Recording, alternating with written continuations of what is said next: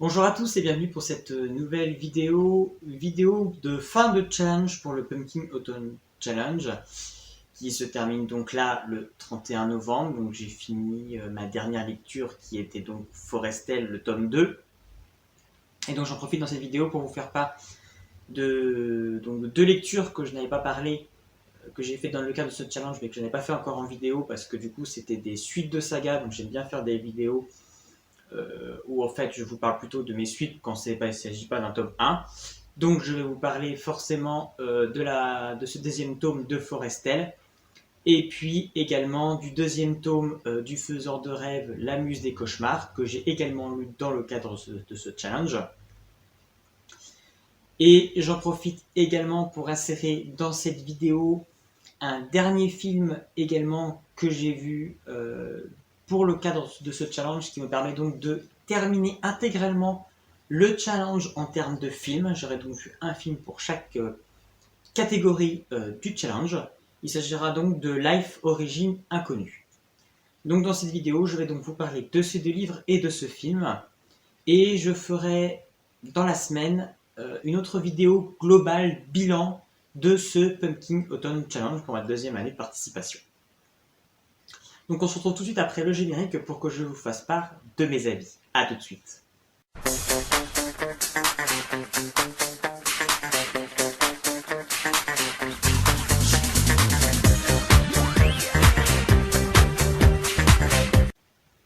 Donc, comme je vous le disais, j'ai lu dans le cadre de ce challenge le deuxième tome de la saga Le Faiseur de rêves. Donc là, le deuxième tome, La Muse des cauchemars, de Lenny Tyler aux éditions Lumen. Donc ça fait un petit moment que je l'ai lu. Je rappelle que j'avais fait une vidéo pour Le Faiseur de rêves. Donc là, c'était le dernier tome de la fin. C'est une duologie, il n'y a que 2 tomes. J'avais déjà fait une vidéo pour Le Faiseur de rêves qui, pour moi, avait été un coup de cœur. Le Faiseur de rêves m'avait complètement transporté dans son univers, dans toute sa richesse, dans ses personnages, avec une fin absolument époustouflante qui pouvait donner limite les larmes aux yeux.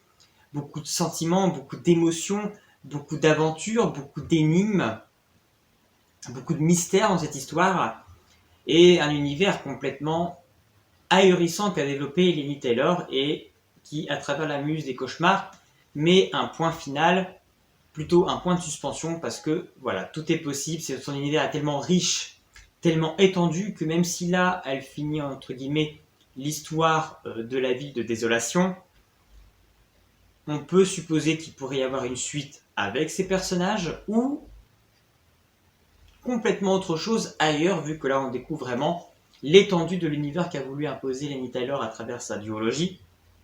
D'ailleurs, il y a même un passage dans le livre qui est assez flagrant sur une possibilité de suite.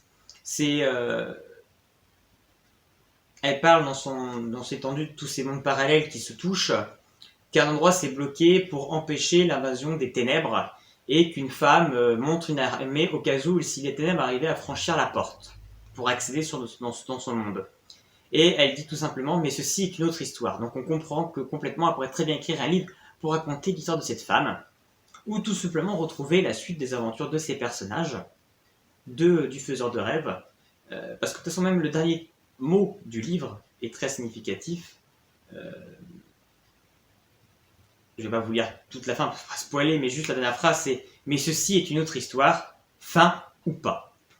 Donc voilà, ça laisse vraiment penser qu'il pourrait y avoir une possibilité de suite pour l'univers développé par Lenny Taylor. Pour revenir donc à ce deuxième tome, on retrouve donc dans la suite directe de ce qui se passait dans Le Faiseur de rêves, on retrouve donc Laszlo qui a réussi, qui a donc découvert qu'il était aussi également un Mésartime, qu'il avait donc des pouvoirs, qu'il pouvait donc contrôler le métal bleu, et il croit évidemment à avoir perdu son amour de Sarai.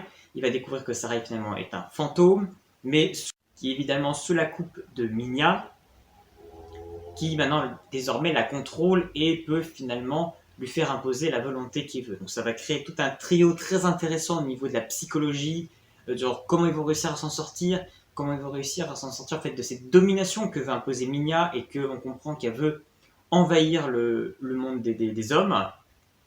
Et forcément, Laszlo veut tout faire pour protéger les habitants de Laszlo, de Désolation.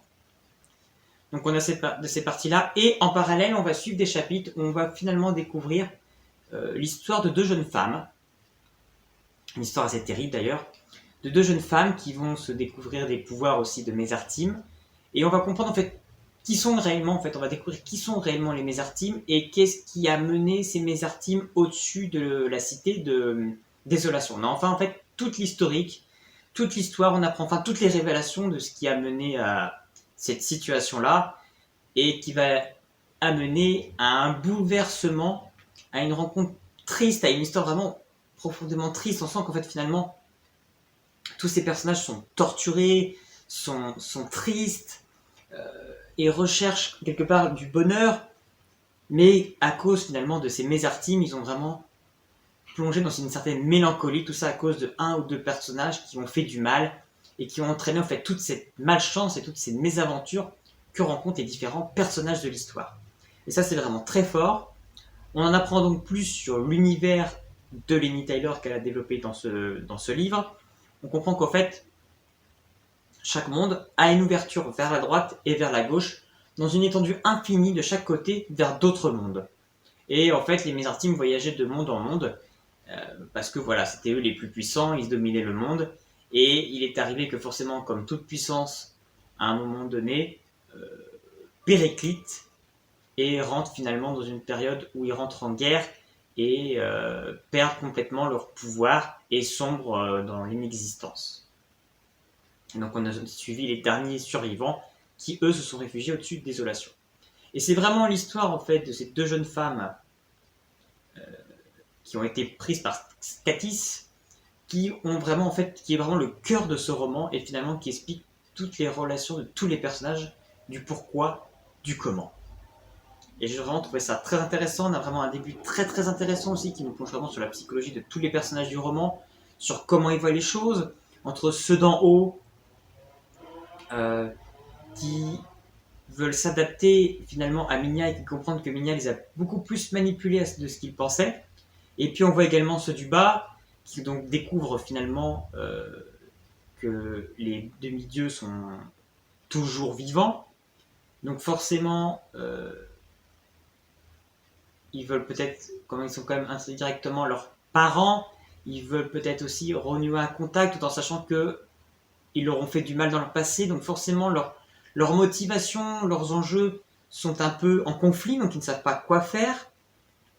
Et donc voilà, ils ont voilà toute psychologie dans les personnages, de savoir qu'est-ce qu'ils doivent faire, est-ce qu'ils doivent avoir gardé un esprit de vengeance ou plutôt pardonner et renouer parce que malgré tout, en fait, ces enfants sont aussi des victimes de ce qu'ont fait finalement les Mésartimes à l'origine. Moi, j'ai passé un excellent moment dans ce deuxième tome que j'ai trouvé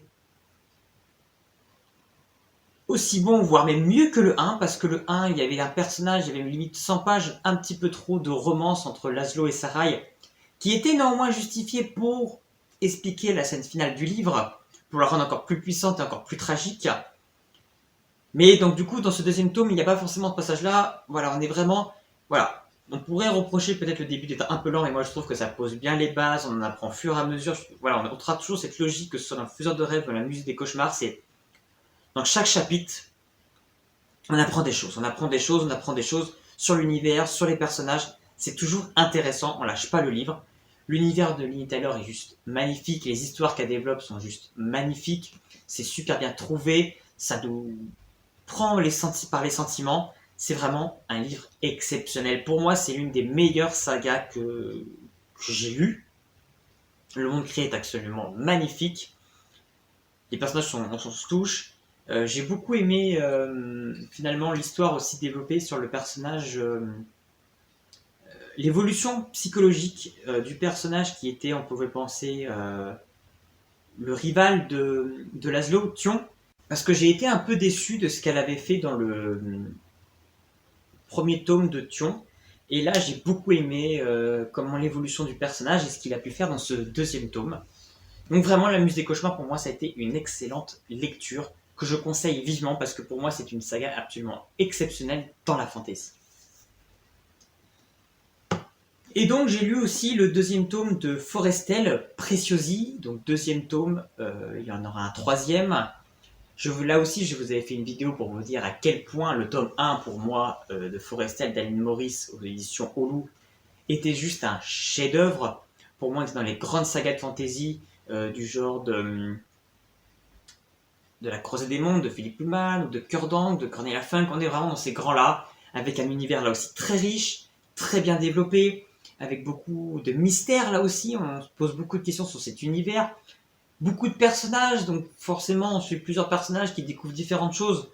Donc là aussi on n'a pas le temps de s'ennuyer. J'ai passé donc un très bon moment dans ce deuxième tome. On retrouve donc, c'est 2 ans après le premier tome, on retrouve donc Colin qui va avoir 15 ans, qui va donc devoir retourner sur Forestel avec Esteban, parce qu'ils apprennent qu'il s'est passé des choses. Il y a une liante qui a disparu, Anaïs, donc ça les intrigue. Donc ils partent avec un troisième liant, Paul. Et ils doivent retrouver Oran, qui a forcément aussi une annonce à faire à Esteban, qu'on comprend rapidement qu'il va lui confier son mantel et qu'Esteban va aussi devenir un lion. On retrouve aussi Isarc, le méchant du premier tome, avec toujours Sebelia, son enchanteresse. Eux vont fomenter des plans pour quelque part en comprendre qu'ils veulent prendre le pouvoir sur Forestel.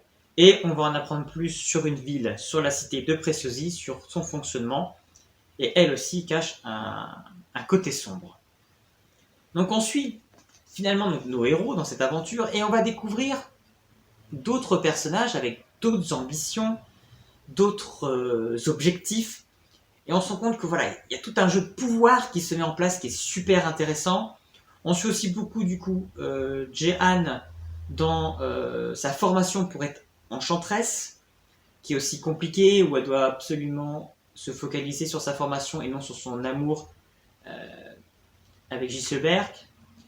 Donc, voilà, on a toujours tous ces personnages, tous leurs motifs, toute cette ambiguïté dans cet univers riche, et toujours ce mystère autour de finalement qui sont les lions, quel est vraiment leur rôle, et quel est le rôle de leur mantel. J'ai passé un très bon moment sur ce deuxième tome, que j'ai peut-être trouvé un petit peu en dessous du tome 1, en termes de révélation. À part la fin, on apprend vraiment quelque chose de très très intéressant. On apprend un petit peu moins. Je me pose beaucoup de questions sur Forestel, sur tous les enjeux, tous les objectifs. Et finalement, ce deuxième tome ne nous apporte pas forcément plus sur ces questions que j'avais. Néanmoins, l'histoire est prenante. J'ai passé un très bon moment. J'ai été captivé par l'histoire. Et ça reste un très bon tome. Et on a absolument hâte de lire le troisième tome pour enfin avoir les réponses à toutes les questions qu'on peut se poser. Donc j'ai très hâte de lire le troisième tome qui doit sortir normalement en 2020, qui s'appellera Les Fidèles. Donc je pense que je vous ferai aussi une vidéo quand j'aurai lu ce troisième tome. Je pense que dès qu'il va sortir, je le lirai rapidement parce que vraiment, Forestel est une très belle saga de fantasy fantastique, très bien écrit, très bien développé, très riche, très dense. Voilà, c'est un bon pavé à lire. Et pour finir, j'ai vu Life, Origine Inconnue, avec Ryan Reynolds et Jack Gyllenhaal et Rebecca Ferguson, que je ne connaissais pas trop en tant qu'actrice, mais donc les deux garçons, on les a déjà vus dans pas mal de films. Ryan Reynolds, c'est donc quand même l'actuel Deadpool, et Jack Gyllenhaal, on l'a vu quand même dans pas mal de films de science-fiction. Il était aussi dans le dernier Spider-Man. Mais deux très bons acteurs, mais en soi, c'est pas forcément ça le but du film.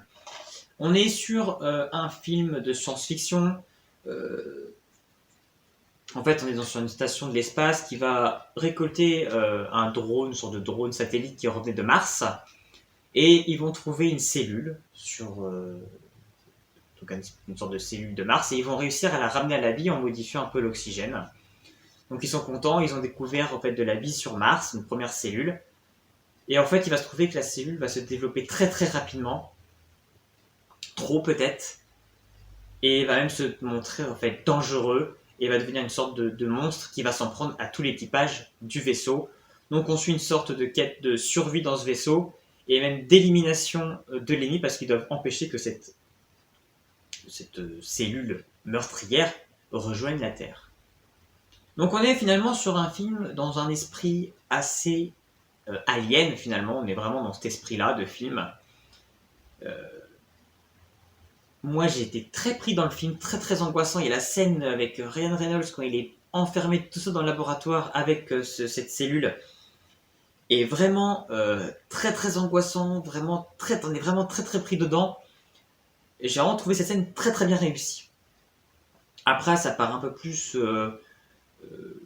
voilà, dans le truc un petit peu classique de ce genre de film. Mais moi j'ai trouvé ça plutôt bon. Et j'ai beaucoup aimé la fin qui est absolument géniale. Je veux pas spoiler, mais voilà, moi j'ai aimé la chute finale du film qui, j'avoue, à un moment donné, je m'en suis un peu douté de cette fin-là. Mais voilà, j'ai trouvé ça très intéressant. Voilà, c'est pas une happy end, c'est une fin réfléchie et j'ai trouvé ça très bon. Là où les derniers Aliens qui étaient sortis, Alien Resurgence ou même Prometheus, moi, ce qui me manquait dans ces films, c'est partir trop dans un truc psychologique. Et ça manquait vraiment aussi véritablement d'acteurs charismatiques. Là, on a les acteurs charismatiques et ça rend une dimension un peu plus importante en fait au film, qui fait qu'on passe un meilleur moment au film. Même si au fait le scénario est tout basique, tout simple, mais voilà, le jeu d'acteur est bien fait. On est pris dans cette espèce de huis clos pression dans ce vaisseau et moi j'ai passé un très bon moment. Le film est efficace, il n'est pas forcément très long, il dure 1h40.